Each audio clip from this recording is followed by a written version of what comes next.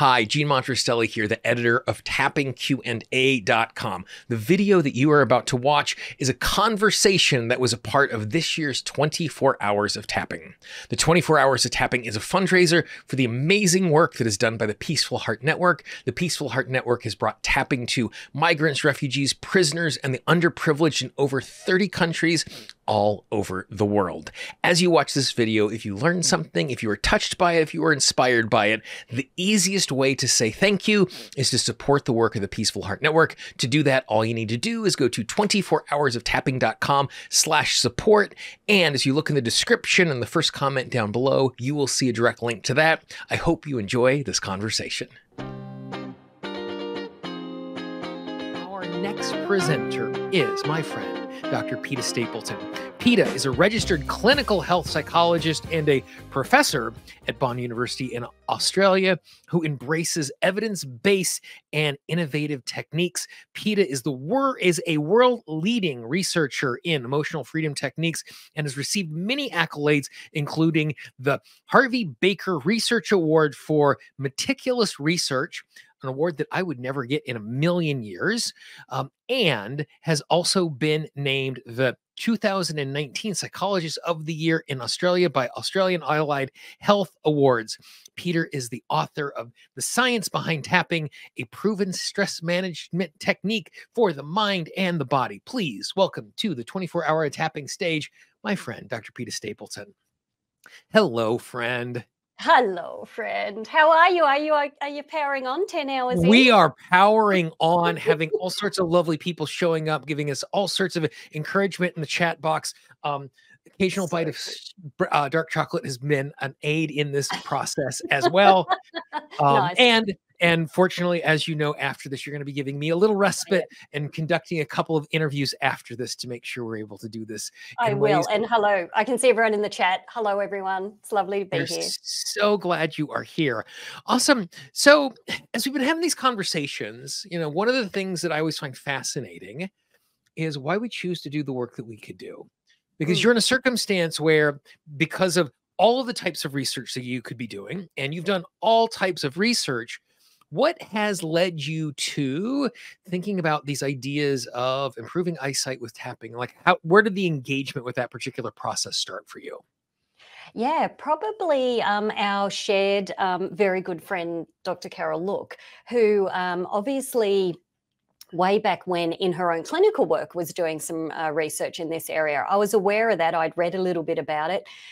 Fascinated, I think, by the concept that maybe emotions can impact eye vision, not just stability of eye movements. We know that in tapping, if anyone's kind of used to eye rolls or, 9 gamut kind of sequences, that you can actually predict levels of fatigue based on eye movement stability. So having seen that Carol had run this trial many years ago, and I'd read the book, and I think you and I have both talked that, I actually own that particular manual that she had. Yeah, I think it was after the original DVDs, I think it was the second E50 resource I ever purchased was that Eyesight thing. And so I decided many years ago that, yes, we do lots of clinical trials in lots of areas that are needed, but I always like to have a bit of a passion project that might actually be happening. And this was one of them. So I'm like, when I've got time and space, which we created last year, carved out that space, I'm like, I want to run the vision trial with tapping and replicate what Carol did, get her on board again, and just see the outcomes, because indeed it's genuinely a public health problem, vision impairment. But at the same time, it's kind of different, isn't it? To sort of go, wow, can we really do tapping, and can we impact maybe, the clarity of our vision? And so as you have been poking around, I know you've done at least 2 rounds of the trial so far, obviously research not done yet, but just kind of like glancing off of the stuff as you're starting to cull through the data and get some of the anecdotal evidence from folks. What are the things that you're discovering in the process? Yeah, look, we're actually, funnily enough, and when you run a replication trial, you absolutely follow the original protocol. We followed the exact same, so it's an 8-week trial, same topics that Carol had delivered via audio file, back in 2006, I believe it was. they're now video files, exact same topics. She found in the first trial, I love replication because you often actually replicate the same outcomes. She found one of the biggest emotions that really got an impact in people's vision becoming clearer. That looks like I can read, more fine print. I can colors on trees, things like that, was the emotion of anger. So because of that, we dedicated 2 lots of sessions to this big feeling area of anger. That's not anger about that I have to wear glasses, or that's not anger about my stigmatism. That's about anger at things in life. And we've found that same emotion is resulting in the biggest gains in people's, vision improvement. So whether that's they can read fine print, they can see colors, look crisper. And you kind of go, it's interesting because you just used, probably unconsciously, a perfect example in your language of how we use sight in our language. You said glancing. Yeah. Now, it's like we use these concepts, these language, these kind of phrases. And the thing about anger is we often say the same thing. We'll say, I was so mad I couldn't see straight. Yeah. And so those kind of statements kind of dovetail into the physiology, and that's one of the biggest emotions that is resulting, tapping on things in life that perhaps you've felt angry about or you've still got some anger about, has been resulting in some of the biggest outcomes. And what's really interesting, and this is purely unscientific hypotheses from my own experiences, one of the things that my clients report a lot after a round of tapping is how much brighter and how much richer the color is in the room. And I don't know if you're looking at mechanism other than outcome. And for me, like the hypothesis has always been for me is that like the muscles that dilate my eyes are some of the smallest muscles in my body. And so they're more than likely to feel tension the fastest because they're a small muscle group. And as I'm releasing emotion, all of us, it's like because my eyes can operate better, I now am letting in more color, and there's more color, it's brighter, it's in 3 dimension. And so I don't know if that's a good answer or not, but when I'm normalizing it for my clients, that's what I typically say. Have you, as you're doing this, are you working with ophthalmologists and you looking at what is actually physically happening in the body, or are you simply at this point just looking at if we do this, then we get this particular result? Yeah, so kind of a bit of both, where we are absolutely looking at the psychological kind of, improvements. So this is established in research that vision impairment, whatever that might be, actually does lead to anxiety and depression. That's actually a solid kind of body of research. So you can feel more anxious and more depressed with vision issues. But quality of life is one of the other ones. So we are absolutely measuring, depression, anxiety symptoms, quality of life, those kind of things. But we're also measuring vagal tone activity. And I think you're touching on some of this as well. We are actually getting baseline. So there is this Smellen vision chart is a self-use vision chart where you get certain directions where those letters that you normally see if you go to the optometrist. So that is included. So we are getting a baseline reading from clients as long as they follow the instructions.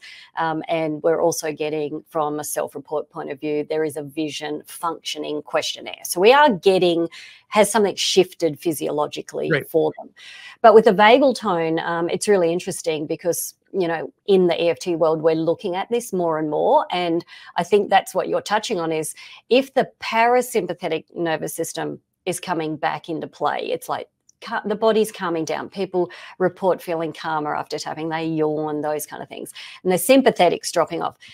You've got muscles that are relaxing, but at the same time, you may well be improving the vagal tone efficiency of your vagus nerves, and the vagus nerves terminating around here in your cheek from your stomach.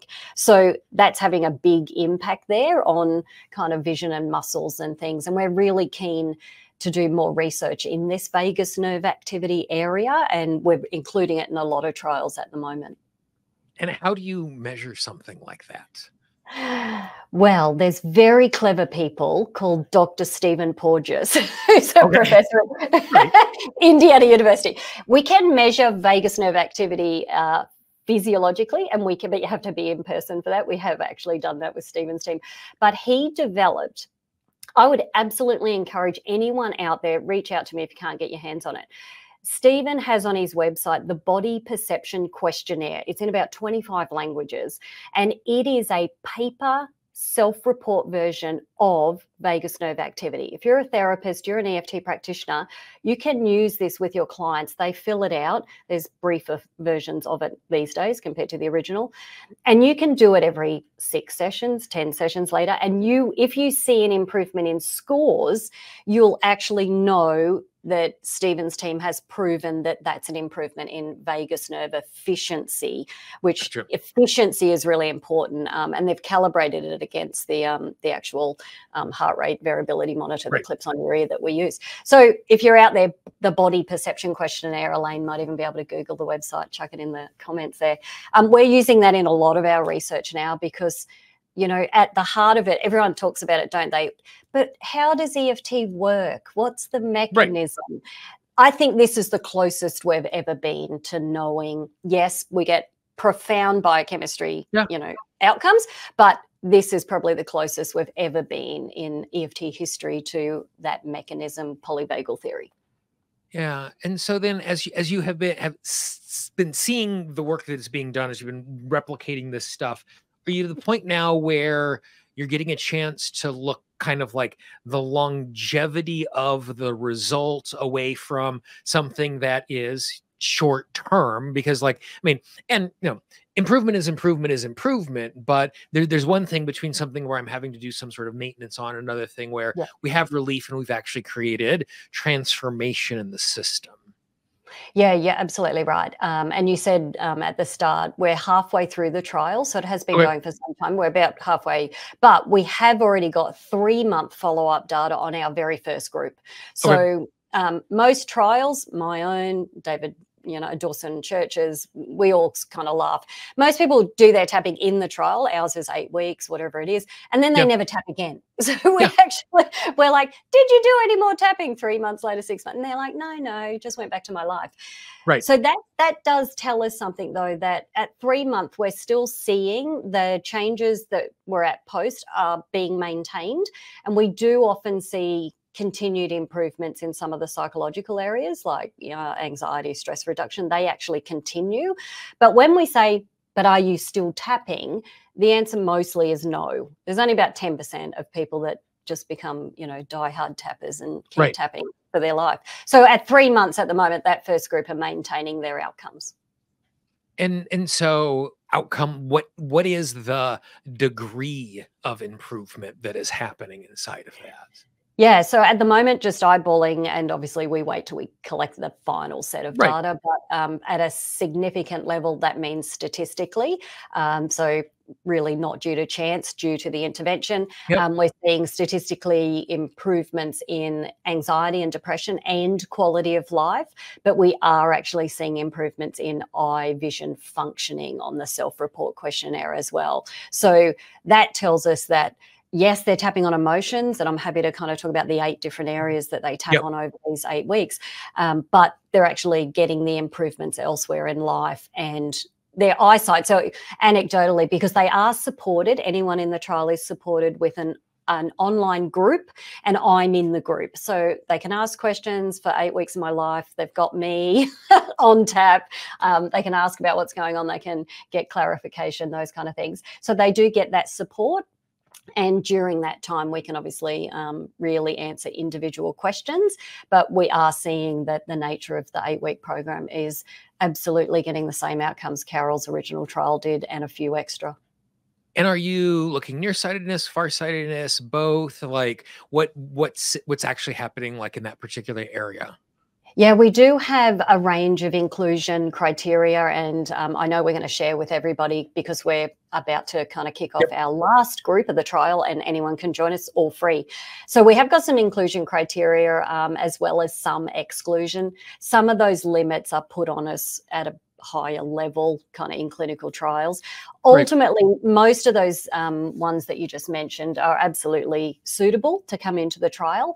And we're yet to actually analyse the smell and chart where people have told us. So we need to kind of correlate what diagnosis do they tell us they had, and now what are they indicating as to what they can read on that chart. So we will do that level of analysis to say, okay, well, did they get improvement? Anecdotally, though, in the group, people are talking about the size of font that they can read. So I don't know if anyone, you know how you look at the back of packets and it's like, who wrote this? This is like, and then my child can pick it up and read it. And I'm like, oh, dear.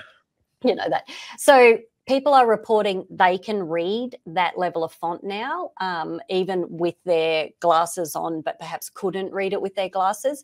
We have had people so far report they've gone back to their optometrist. We don't require them to, but just when their next appointment comes up, that their optometrist on occasion are rolling back their prescription because they're like, actually, the prescription you're currently on is too strong, meaning their eyesight actually you know, doesn't need to have that level of support.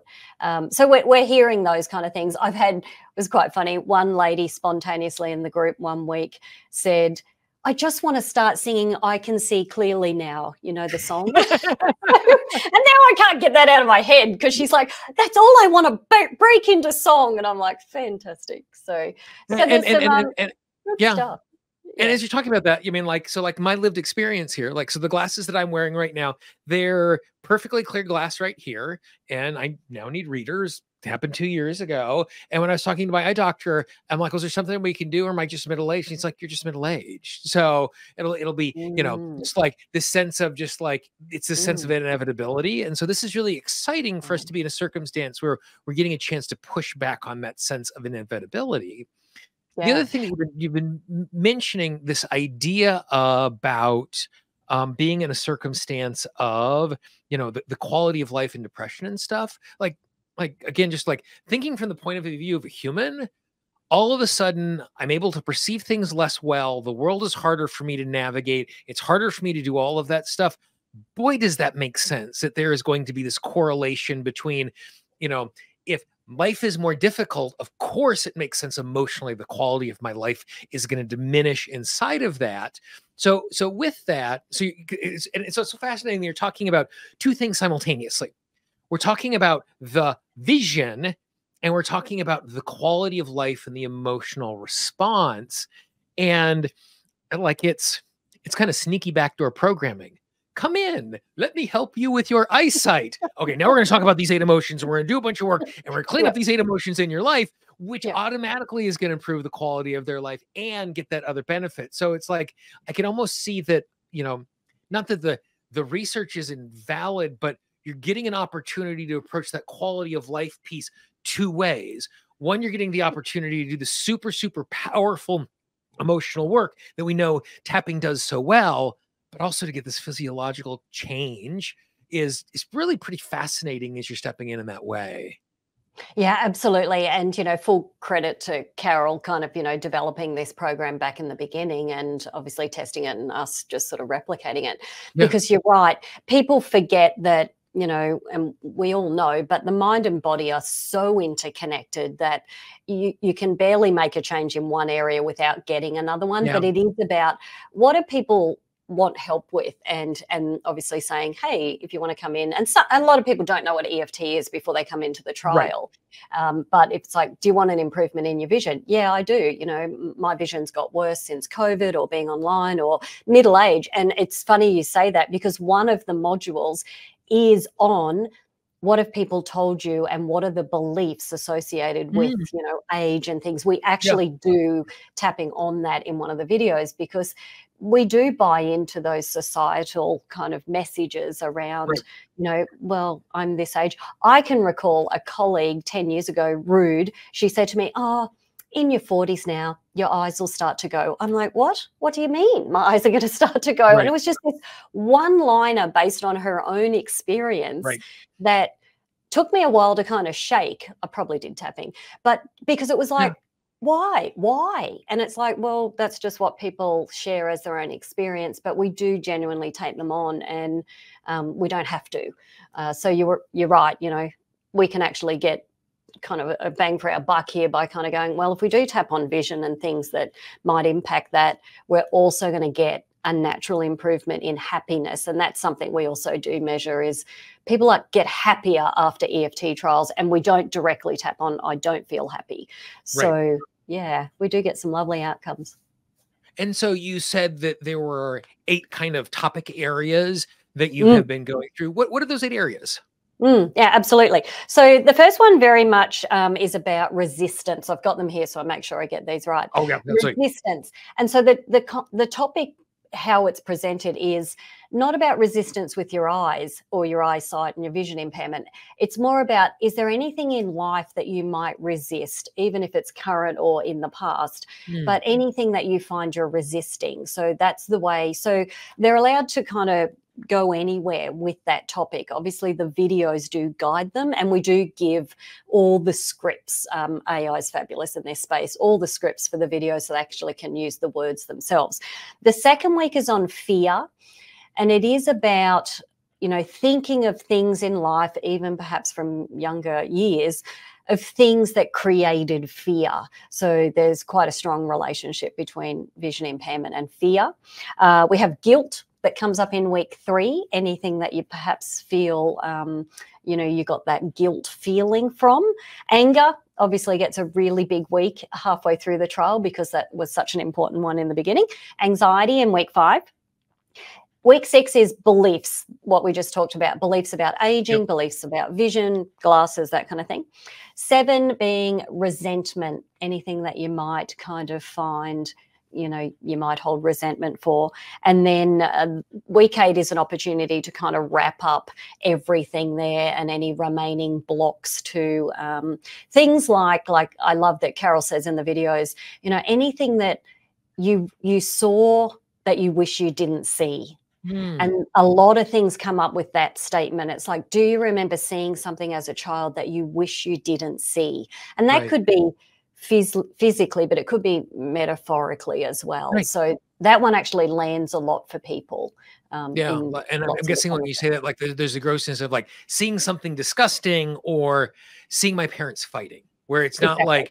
like there's an emotional thing that's associated with, I saw something, seeing my parents be fallible, like those things where it's just like, oh, I wish I didn't know that was the case about those people in that way. Yeah, that's right. Yeah, exactly. I'm curious. I can remember, boy, I was living in I was 15 years ago. I'm actually remembering where I saw this particular video. It was an interview with Bill Tiller, and he was talking about, he spent time as he was working on his eyesight every single morning, not just the tapping points, but all the acupoints around the eyes, just doing the points around the eyes, going, oh, well, it has something to do with vision, maybe doing it at those particular places, something useful. Have you been doing anything or been thinking anything about the specific tapping points, or because we're replicating the trial, and I'm sure Carol was coming out of her training with Gary and we're using the same basic formula, like has any thought been given to the specifics of the points, or is it just you're replicating exactly where you've been?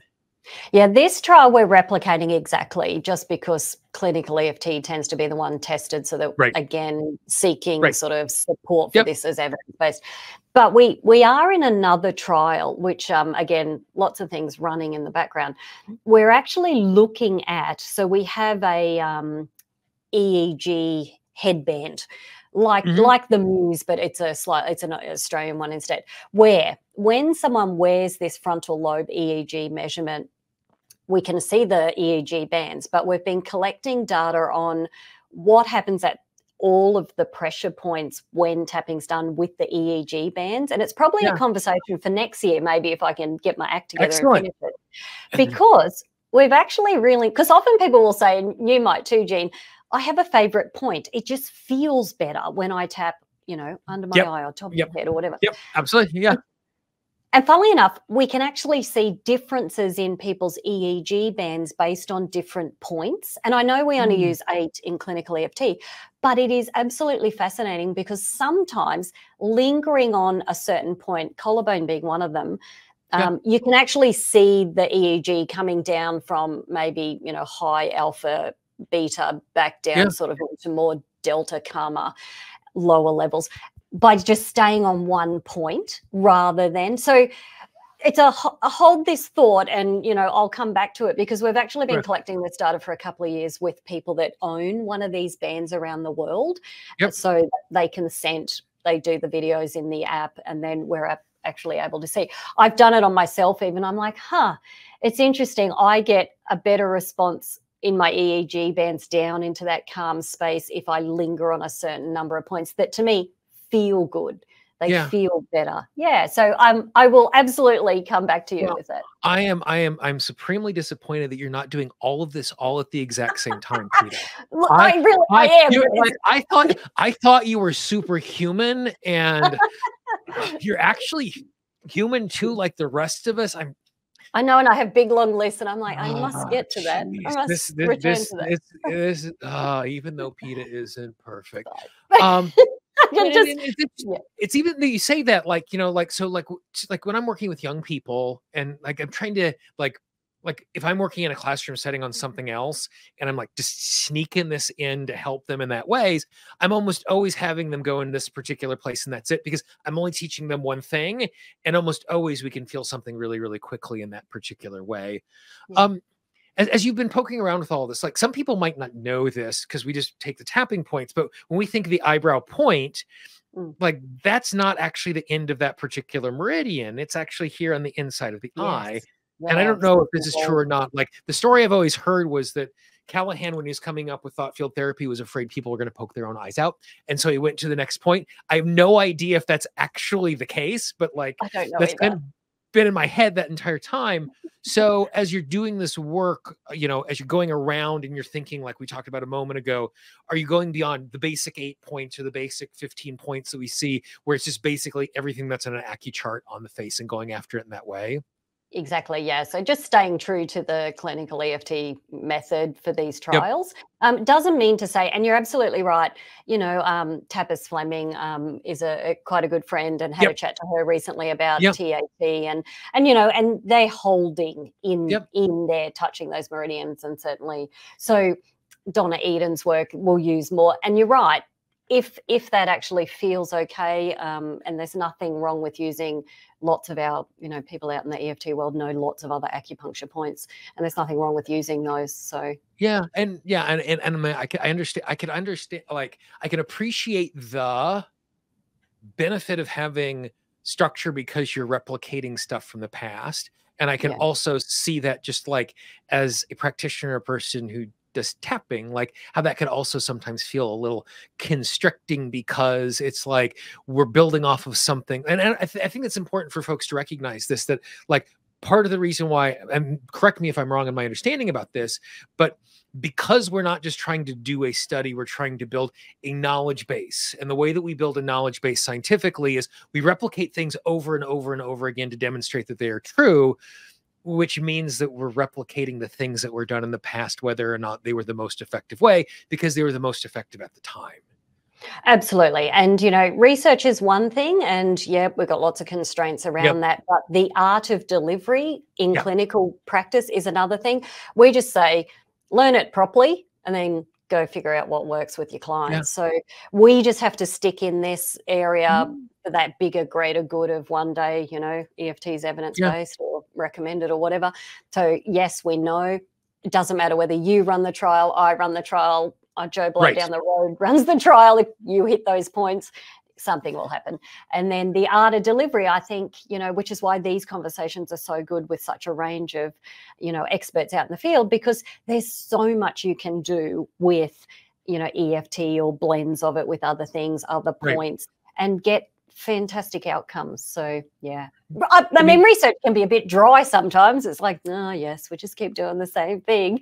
But the reality is that's giving us the evidence to kind of go, well, absolutely. It works. Yeah. I mean, I mentioned this, earlier when I was talking to Dawson, and I'll mention it later when I talk to David. Like, you all are like doing us such a great service, because, like,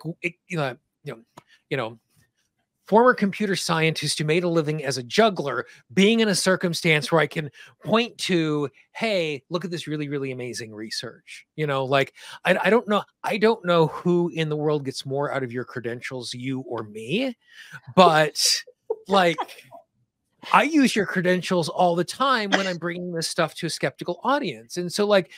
there's a great bit of value to that particular thing for those of us who don't have the capacity or the rigor or the space or I mean, I like, it's really amazing that you are inside of a research institution that gives you the latitude to do this sort of stuff. David Feinstein tells a story when he was in med school. His advisor is like, go see if this is any good. Like, just out of this sense of curiosity, and by having institutional backing in these particular conversations, like, really does all of us a great service in the way that this happens. No, and I'm grateful every day that we do have that level of support, in our kind of academic institutions, and funnily enough, here at particularly my university, it's just embraced. People are like, yeah, let's go to tapping classes, because we run staff wellness, and they're like, yeah, just do tapping. Oh, there's the tapping lady. She's walking across. That's me walking across and they're just like, yeah, it just works. Yeah. So there you go. Yeah. So I want to circle back, just ask a couple more questions about the actual trial itself, because some folks have been asking about it in the chat box. In just a moment here, we're actually going to give folks the link, so if they want to participate and see if they qualify and all of that sort of stuff, because we want to make sure we get lots of opportunities for folks to experience this, but also so that you can do the research that you're doing. So 8 areas, they make sense for us to tap on them. How much tapping is actually happening over the course of those 8 topics? Is it a single session once a week? Are they doing one thing over 7 days and moving on to the next thing? Like how involved is it that you're actually seeing these sorts of results? Yeah, so we can absolutely, because we can track at the back end of obviously where this is offered on a website. So we can track how long people watch the videos. The videos themselves each week, probably the teaching video only go for 10 to 15 minutes. And they might have handouts that go with that. So they tap, obviously pre-recorded, but tap there. We can see if they're indeed watching that. They're allowed to go back and re-watch that same video as many times as they want to during the week. And again, we can track how many views that's happening. Then if they're off tapping on their own, and again, just the same topic for the week. So they do have access to the previous weeks if there was some have already completed, but they won't have access to anything yet in the future. So it is 7 days that they're released, every 7 days. So we can indeed see most of the time when we ask, so we do ask those questions in the questionnaires, how many times did you tap this week? Once, twice. How many times does that add up in minutes? It tends to not be more than an hour a week. So most people are watching the video, doing their tapping at that time. Maybe something comes up, maybe they revisit that during the week, chat in the group, I remind them, hey, how's the week going? But they tend not to be doing much more than what we would think of as a standard kind of, EFT session, if you will, with someone as a practitioner for a proper session. So it really is only probably 8 hours, 10 hours max of that whole trial that is the intervention itself, which is pretty standard as far as if you had 8 sessions with you, Jean. And so then inside of that, as you're tracking the information, are you doing any correlation between the number of minutes or numbers of sessions? Like, is the pool of people large enough that you're able to even then start slicing them based off of categorizing them? You're not slicing anybody. You don't do that sort of research. But are you navigating in that particular space as well?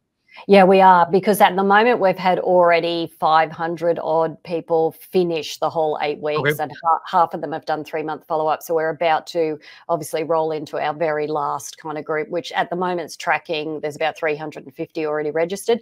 We have ability for thousands. So because it's self-paced and it's really only the live interaction you get with me for that 8 weeks, it's not taxing too much on us. We are able, with that level of data, to be able to look at what I like to call dose response. At what point in that 8 weeks did we see the change that was then sustained? And I think this is the difference between EFT and other therapy modalities, particularly our gold standard talk cognitive therapies, is the dose response of where people get their outcomes. And we know this from our previous trials.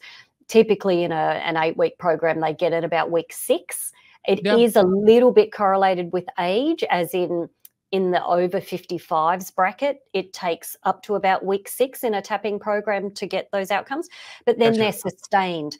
When we've compared to cognitive behavioral therapy for other kind of clinical issues, we find they don't get their outcomes till the 6-month follow-up mark, as in they have to keep practicing the reframing or change of thoughts. Whereas EFT, and this trial is comparing to a wait list, and the wait list have just finished. So we do have a no treatment control group that then did get tapping offered to them, but we do have a comparison there. So yeah, we will have enough data that we'll be able to tell people. We've actually just done it in a primary school trial as well, where we could see in a 10-week EFT meditation program, it was about week 6 that the little kids got their outcomes. So yeah, it's good to find that. And just out of curiosity, has there ever been a CBT trial on vision? Yes.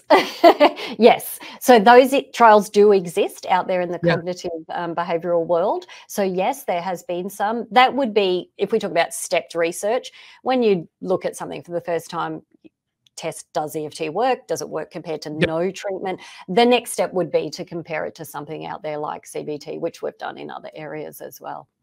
Awesome. So here, let me put this up on the screen here. If you'd like to be in a circumstance where you can participate in this amazing research and maybe have the benefit of getting a little eyesight improvement, there's 2 ways you can do it. If you go to 24hoursoftapping.com/vision, it will redirect you to the lovely form. It's very, very simple. I think there's only 2 or 3 things you need to fill in to be a part of this particular thing. Or if you got your phone out, you can just take a little shot of the QR code. Also, for those of you who are joining us after the fact, because we're going to make this video available, Peta, what is the close date? Because people are going to see this video a year and a half from now and still want to participate. For this particular run, when do you need people to be signed up by?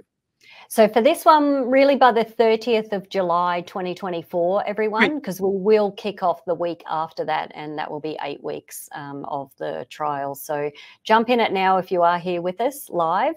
30th of July, 2024. If not, and if it's after the fact, and we've probably got the outcomes for you by that point, so do reach out and we'll let you know what happened. And absolutely, Carol's program is still available in book and audio form from the original kind of research, so you can actually get your hands on that.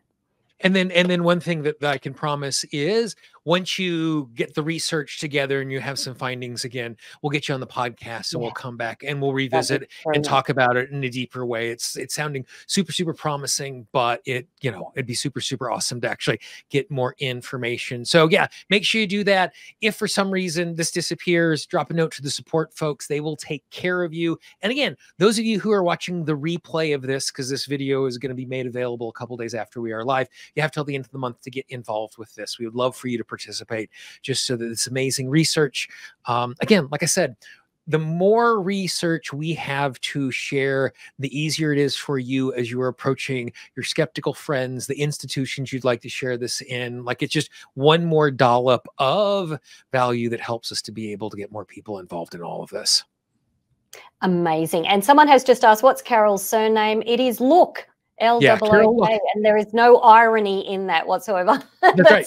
It's not nominative determinism. No. And you're actually, Carol's going to be joining us in about 2 hours as well to be talking about abundance, which is another thing that she is super, super passionate about. If you found this interview inspiring, I would encourage you to support the Peaceful Heart Network by going to 24hoursoftapping.com/support or clicking the link in the description. And you will see on the screen right now a playlist to all of the interviews from this year's and last year's 24 Hours of Tapping. I hope you enjoyed those as well.